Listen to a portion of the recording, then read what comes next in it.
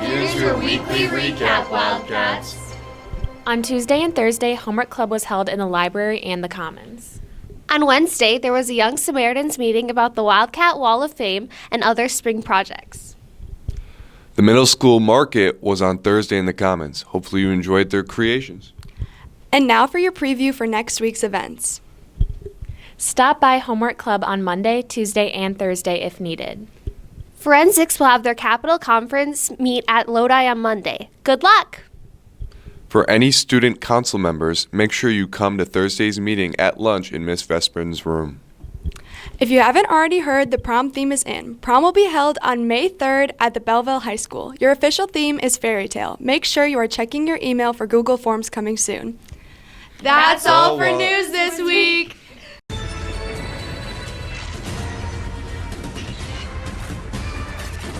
Here's your weekend weather report. Today will be partly cloudy with a high of 43 and a low of 29. Saturday will be cloudy and slightly colder with a high of 36 and a low of 26. On Sunday, it will be cloudy with a high of 42 degrees and a low of 30 degrees. That's it for your weekend weather report. Stay warm, Wildcats. For this week's birthdays, we had Alex Harquin Calderon on Tuesday, Adeline Hendrickson on Wednesday. On Sunday, we will have Isabel Tortorisi, and on Sunday, we will have Aiden Cockcroft.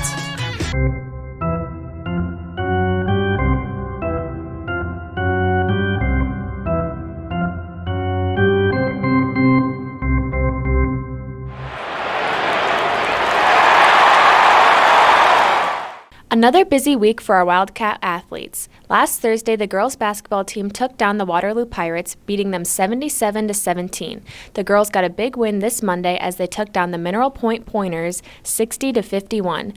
Not only did the Cats get a big dub, but senior Maddie DeSmet also hit her 1,000 points. Congratulations, Maddie.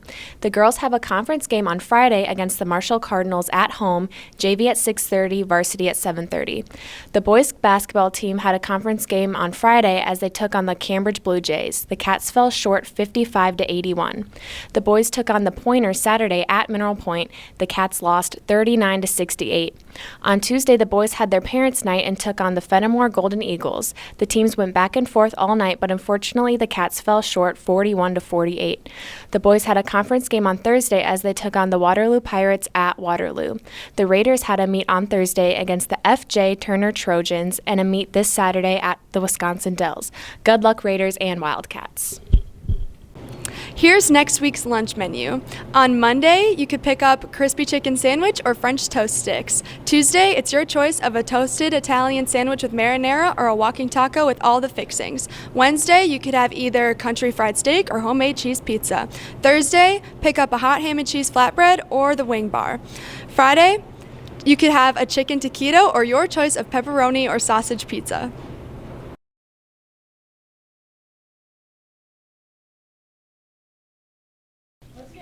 Today is National Hot Chocolate Day. Make sure to drink your Swiss Miss. Hey, this Saturday, February 1st, is a national holiday, and that holiday is Ice Cream for Breakfast Day. Let's all celebrate together. Sunday is National Groundhog's Day. Tune in to Puxatony Phil on whether spring is coming early or winter's sticking around.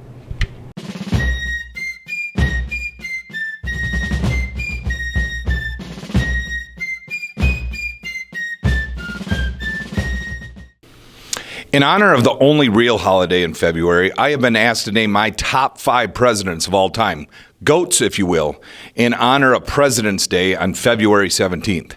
I've decided to go to old school ways in my picks and disregard any of the 21st century presidents for lack of historical perspective due to the recency of their administration.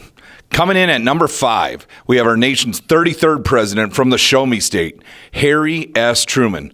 Harry Truman makes the top 5 because he's the only president without a middle name, similar to Chad K. Hodson. The only people with known middle names are serial killers and assassins, and Harry Truman fits neither one of those categories, and therefore deserving of a top 5 slot. Coming in at number 4, we have our 14th president, and the only president from the Granite State, New Hampshire. We got Franklin Pierce. Although he alienated abolitionists in his time period prior to the Civil War by signing the Kansas-Nebraska Act, he makes Hodges top 4 largely due to superficial reasons of being the most handsome president of all time.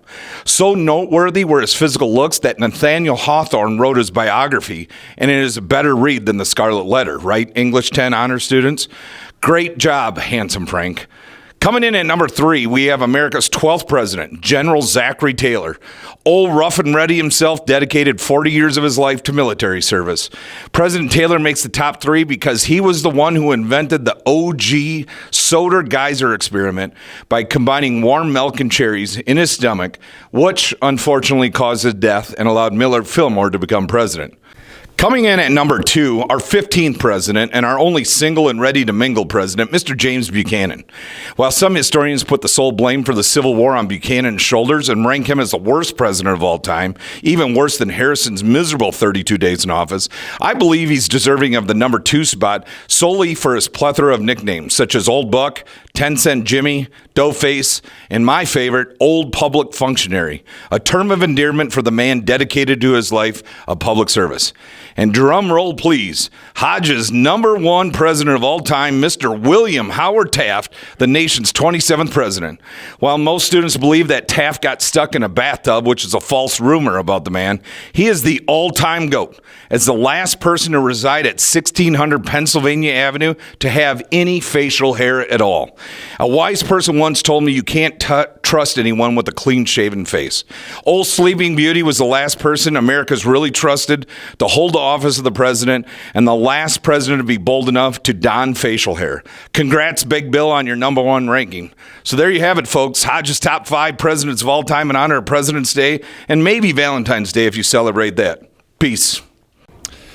Hello, Wildcats. Here's your joke of the day. All right, guys. What's a frog's favorite dance? What? The hip hop. Have a great weekend, Wildcats. Claws out. Cut.